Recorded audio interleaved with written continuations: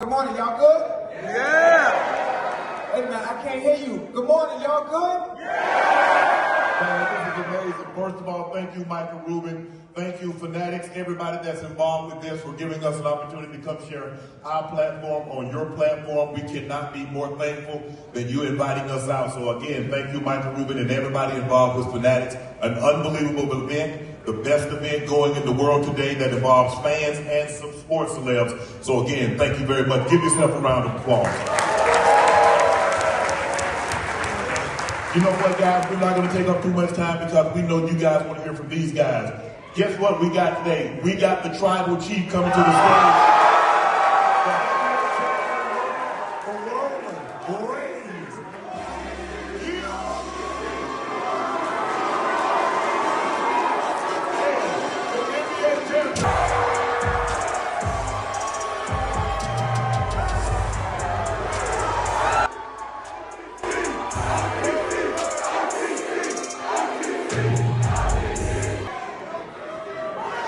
I acknowledge you, Roman Reigns.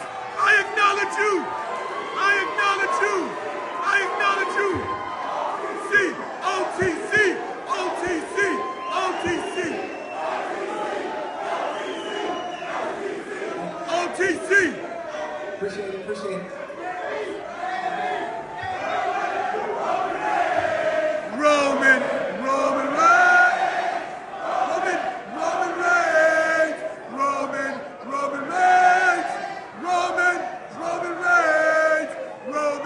Roman Reigns. So we up. I like it. This is what they do. And it just reminded me that there's only one way to start this thing. Fanatics Fest.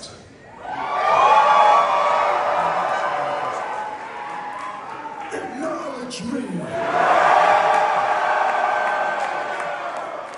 Let's get it. I like it. OTC. OTC. OTC. OTC. Hey, listen, Roman, you and Jaylen, you guys have been friends for some time now. How did that relationship start?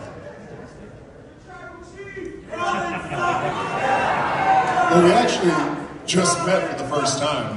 Yeah, I mean, it's I think something that from a distance we've admired each other's work. We've had a high respect for what we've been able to do in our separate fields.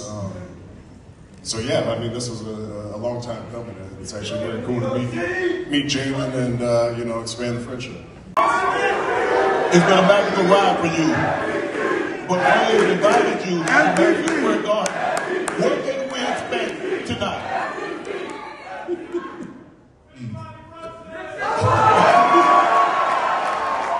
What to expect tonight? Honestly, I'm just happy to be surrounded by this aura over here, honestly. Just to be out there with him, I think it's going to be a great time. But I'm going to follow in his footsteps. Obviously, he's the tribal chief, so I'm going to follow suit. The king of New York, you just got to show up, baby. That's it. And you show up to the garden, and I'll handle the rest. Hey, Roman, I seen you played D tackle in college. You played in the ACC at Georgia Tech. First team on defense. What was the transition like from football to wrestling? Well, the first time I had to put the underwear on, that sucked. No, I mean, there's a lot of things that translate. I think the physicality, the toughness, the charisma, and I've always liked Ocho. I was a D tackle, so, I would talk shit to the O-line, but, not on the level of, captivating the whole world, you know what I mean? So some people have to, really tap into that and figure it out, and that was where, for me, everything in the ring and, the physicality of it all, that was easy for me. It was the public speaking, it was the character development, it was the psychology of performance and storytelling. It was all the little micro, nuances of performing arts. The athletics were easy. Yeah. If you think about it, a lot of you guys transition seamlessly. The transition from football to wrestling. Ernie Ladd transition, Wahoo McDaniel transition, Lex Luger transition, Rock, you and Rock are the more famous ones that transition. What was it about? Did you have aspirations of playing in the NFL? And it's like, okay, well, I got to transition to something else because this doesn't seem to be going my way. Let me see what else I can do. Well, that was always it, man. I didn't really want. I wanted to either play football or wrestling was like a true backup. Okay. It was tough because my whole life was surrounded by it. Even when I was doing good in football, it would end up being like, so your dad wrestled, and it was like, yeah, he did, and so did all my other family. But let's talk about football. You know what I mean? Right.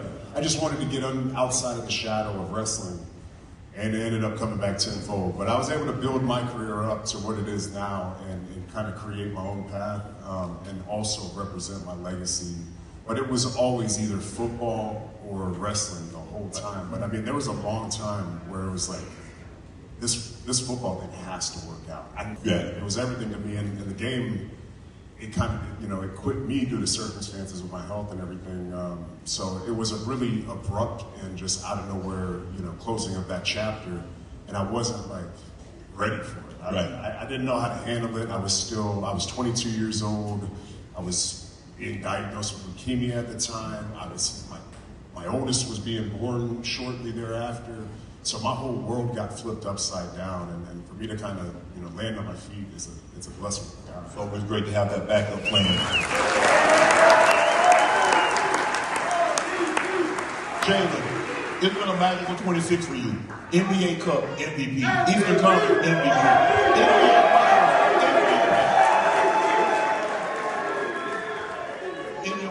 In your wildest imaginations, in your dreams, could you have dreamed 2026 would have been any better than what it turned out being? Yes, he did. In all honesty, no. But I'll say this: like, you'd be surprised of what could happen when you focus on the little things. Like if you just focus on just getting better every single day, trusting your work, trusting your habits. Even when things don't go your way, just continue to trust it and trust it. I always felt the need to get better, and regardless of what role I was in. Thank you, appreciate it. No matter what role I was in, like in Dallas, I was playing behind Luka, but I just accepted that role and just kept getting better, just working to be the best I can be. And then once I got to New York, my role changed a little bit. But I was already working for that. It was something I was comfortable in. So once the opportunity came about, I just kept working, and you just never know when you're going to break through something like that. Joe and we were talking. Down 29 points. And Joe, I remember Joe texting me like, man, this is going to be a 7-game series. And then you guys cut it to 16. When did you realize, honestly, that you guys had a chance to win that ball game being down 29? I think, honestly, the beginning of the fourth. Beginning of the fourth. So we went into halftime, and obviously there really wasn't much that was to be said. Usually we watched a little bit of film. Yeah, Mike didn't really. You didn't want to watch that horror movie. Mike didn't really want to watch it, but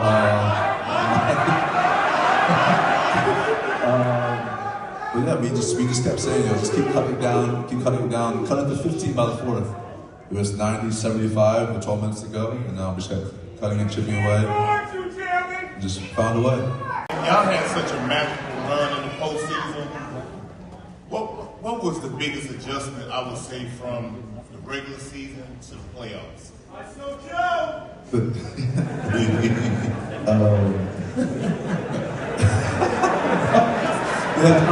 The biggest adjustment. I think for us, just refocusing after being down 2-1 to Atlanta. I think we went in, we won game 1, we didn't play the way we wanted to. We didn't finish the game we wanted to, and then obviously that caught up to us in games 2 and 3. But being able to refocus and find a way to honestly turn the page and honestly put all of our egos aside. We were just whatever we gotta do to win, let's do it. I don't really care what personally we got going on, what vendors we have, what agendas we're trying to get through, but let's find a way to win. And I think game 4, after we did that, all right, let's build off this, and we kept building and building, and then rattle off 13 straight.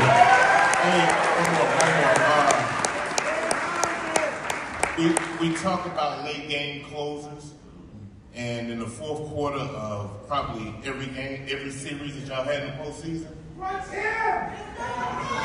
under 5 minutes. What was your thought process, bro?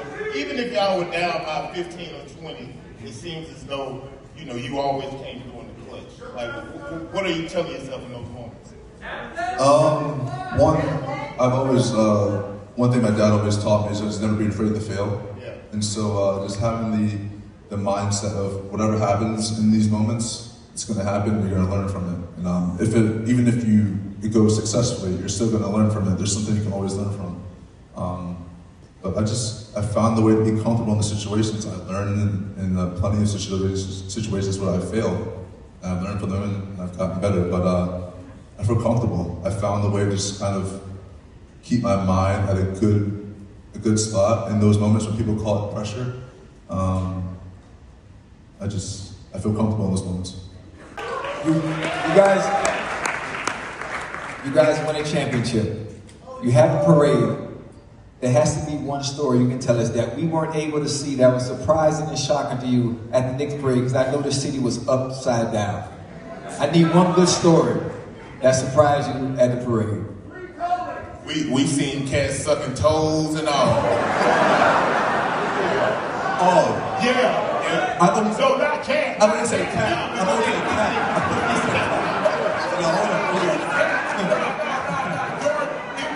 It wasn't your cat, it was a cat.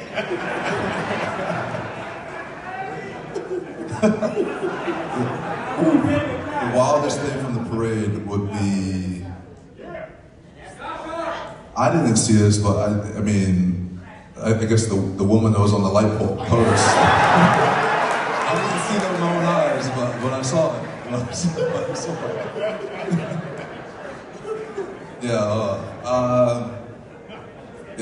y'all are crazy, man. Y'all had the fans stripping? I didn't see it, but it looked like it was a fight and it turned into a strip club. But I don't know. Before we get to the next question, Ethos makes getting life insurance fast and easy. It's 100% online. You can get a quote in seconds, apply in minutes, and get same-day coverage. There's no medical exam. You just answer this.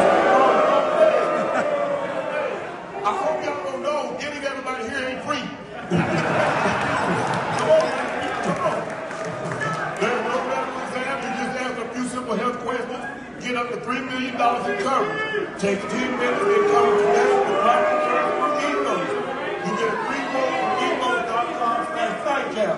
That's ethos.com/nightcap. Application times may vary, rates may vary. Back to our normal scheduled program.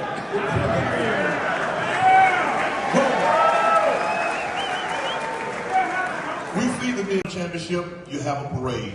When you win the championships, how does Roman Reigns celebrate?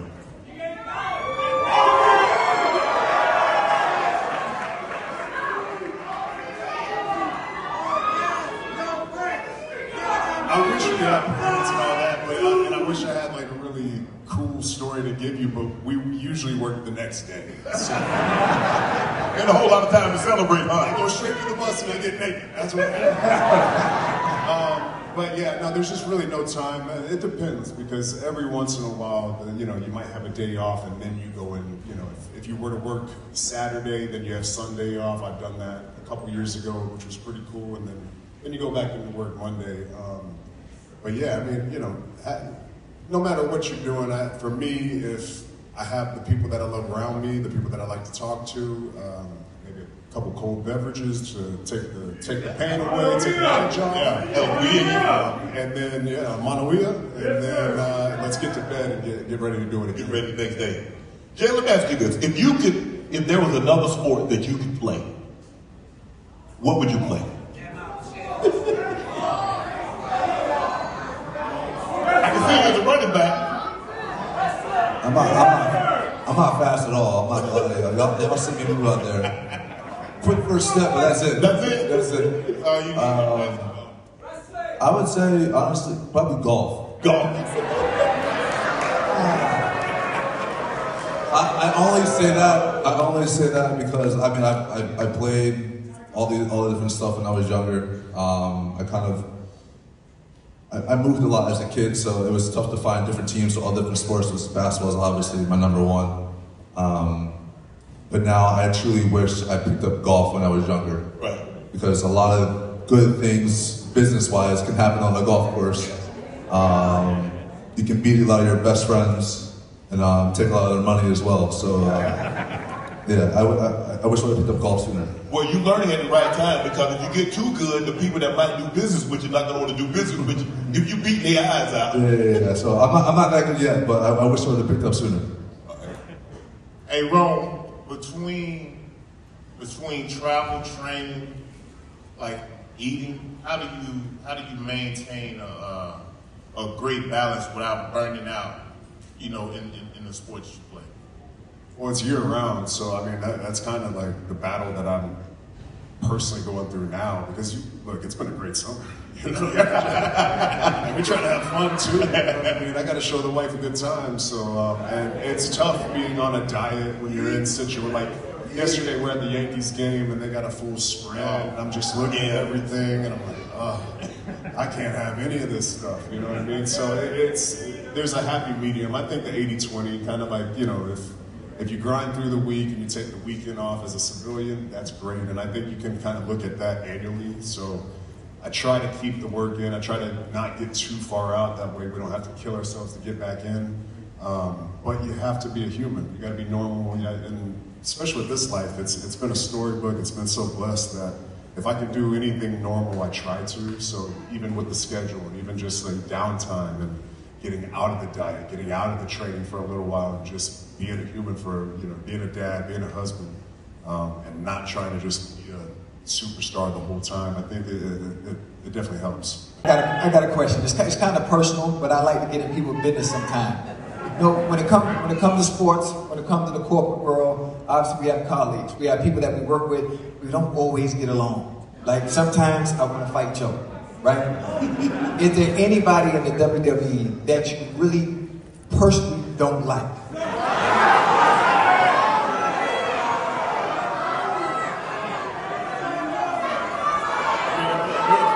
That's an easy one to guess. But honestly, we don't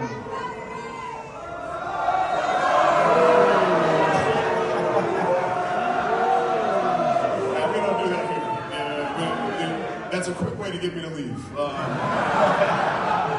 Now, honestly, it's weird because years ago, it was a different story. I'm in a different place, you know what I mean? It's a locker room. There is a camaraderie. It is a show, and we are all working together. So there is that friendship, and in the business, we call it being one of the boys. Being the boys, you know what I mean? And early on, you could easily say that's exactly what I was, but there was around a time when I kind of transformed into the tribal chief. Around COVID, when I came back, I had to make a choice of, do I want to be one of the boys, or do I want to be responsible for the championships? Do I want to pull the wagon? Do I want to make this business better? Do I want to advance the industry? And I had to make that choice, and I'll cleanly say, now I don't really have many friends anymore. I mean, I have my family, I got my blood, and that's real. We're not a faction, we're a family. People wonder, like, how long is this going to go on? Forever, until I'm back. But no, I mean, I'm not in the friend business. We're in the conflict business. We're in here to sell tickets to get y'all to see us go at it. And I don't really have to. I'm a businessman and I'm cordial with the locker room, but I'm not really trying to hang out with anybody. Jay, we all play sports up here, and when you win a championship, how long did you give yourself? Because I didn't give myself a whole lot of time to enjoy the championship, because I was already thinking about, because I wanted to be special, is to repeat. Because there have been a lot of teams that's won one in a row. You become special when you can repeat and repeat. Well, let's do the repeat. How long did you give yourself before you started thinking about 2026, 2027 season? Honestly, I'm not gonna lie, that first week was a very fun week. A very fun week. You remember that first week? Yes, absolutely, had to. What did I say? I think week 2 is when, like, all right, I'm kind of like, not over it, but everyone's like, let's take a picture with the trophy. I was like, I'm tired of looking at this trophy already. I'm like, So week 3, I usually give myself about like 2-3 weeks. Okay. But week 3, beginning of week 3, I start to like lift and work out again. And That not very many people have done, and now people are like, hold on, JB, you should have done that. You took a little less money in order to be able to keep the team together or build a team that you felt that could win a championship. And now you see teams like using that BS excuse about the second apron, about not wanting to go in the second apron, and you see, that's one of the reasons that the Boston Celtics gave for trading Jaylen Brown. What are your thought process? And it seems like the Players Association said we're going to try to get rid of that second apron because teams they're using it as an excuse to potentially not to play individuals. What are your thoughts on that? I think there are pros and cons to it.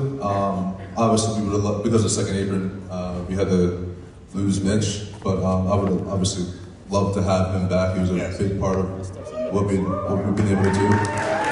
Yeah.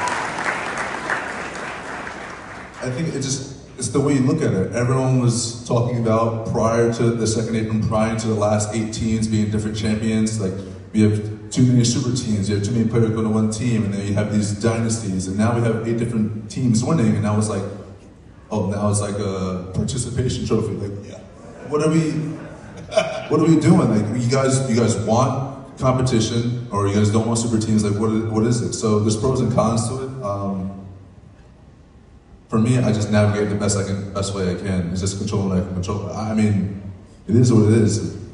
It seems to me like they want someone they can hate. It's kind of hard to hate somebody that just wins one. When you see when the Lakers started winning, man, we hate the Lakers. Or when the Bulls win, we hate the Bulls. They hate when teams win. The Warriors, people hated the Warriors because like, that's too much. That's too much. And now, like you said, you get parity. You get teams winning every year. You don't really know. At the beginning of the year, like, ain't nobody beating Shaq and Kobe.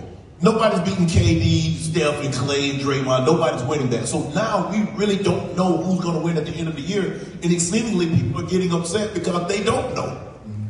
Wemby sucks. JB! Yeah, I don't know. It's like, I feel like when something happens and then it becomes a norm, people tend to like switch. Like, all right, what can we find something new? What can we complain about now? But I mean, it is what it is. Honestly, I mean, I do it all over again. I don't care. I sacrifice whatever. Maybe one. It's worth it.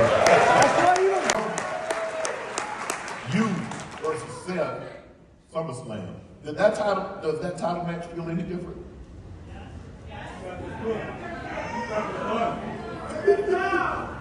Yeah, I would definitely say so. I mean, if you just look at it from a basic standpoint, we're different performers now. We're veteran performers now. We're very experienced. We've gone through the fire on many occasions. So you're going to see 2 guys who came in together, went on our own routes, but I wouldn't say we're in the same destination. My promised land looks a little different than his, but JB, I got a question. But we're both on, at the top of the industry, and I think that's what you're going to witness. You're going to witness 2 of the best live performers to go at it, and I mean the work in the ring is going to speak for itself.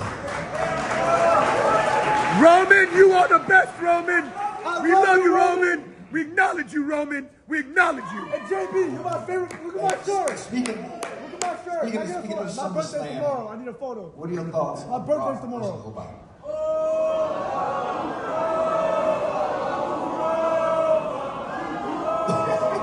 Well, you can hear it.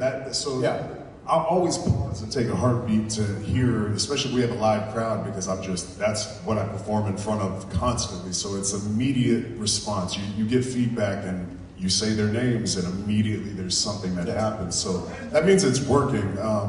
And you have 2 guys, and this is it works perfectly when it's this way, when you have a veteran and then you have a newer superstar who has that thing, that we know it's just waiting to take off to the stratosphere.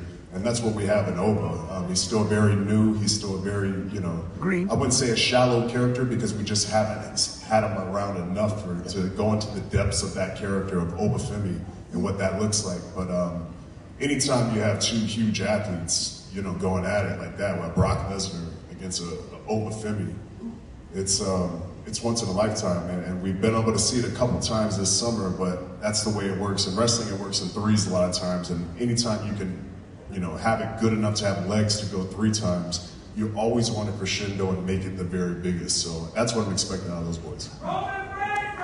JB! Roman Reigns versus Oba. Yes! Yes! Well, look, I just said it. Oba's very new, and Oba's got a lot of work to do. Me, I'm as consistent and as tested as they come. So you already know what it is. I'm gonna be there. The question is, can Oba make it all the way through? Can he find his way through the wilderness and find his way to the championship destination? Roman Oba WrestleMania! OTC! Okay, now, is there any downtime? A vacation, you go get away, or you back into the football? Did you and your wife and the kid, the young one, did you get a chance to get away and enjoy this championship? Not yet. Soon. I've made it very apparent to be around New York to feel this energy. Yes.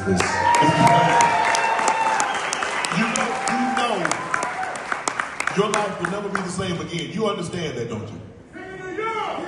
Yeah, I think so. Yeah. Yeah. I think so. Yeah. You're now the 9th wonder of the world. I mean, this is.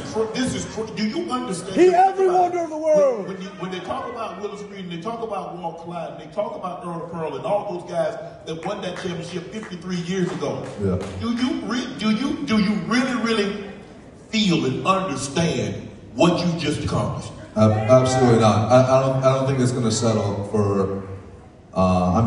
Obviously it's settled that we won, but to understand the magnitude of what this means to the city, what it means to the fans, I haven't really grasped that yet. But like I said, just being around the city, feeling the energy, each and every day, it becomes more and more real. Yeah, but when you go to a restaurant and you don't have to pay, and you go to the gas station, you don't have to pay, you realize, okay, you get an opportunity to go to Rayo's, you're like, oh, Reddy's, okay, Rayo's, okay, I like this.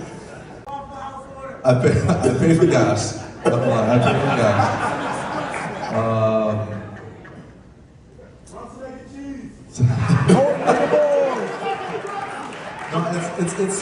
It's really been it's been special, but I haven't really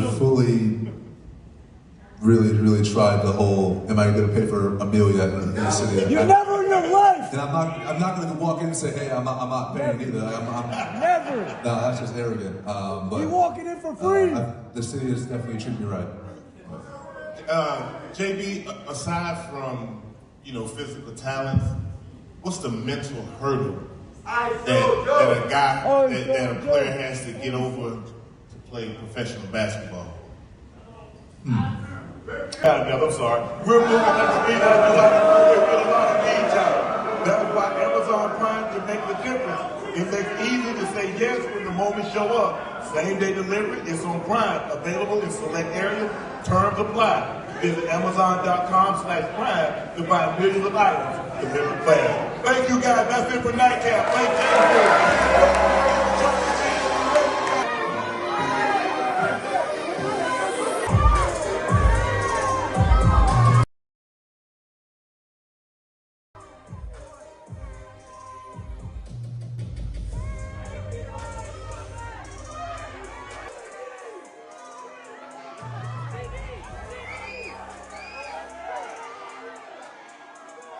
Greatest vlog world of all time.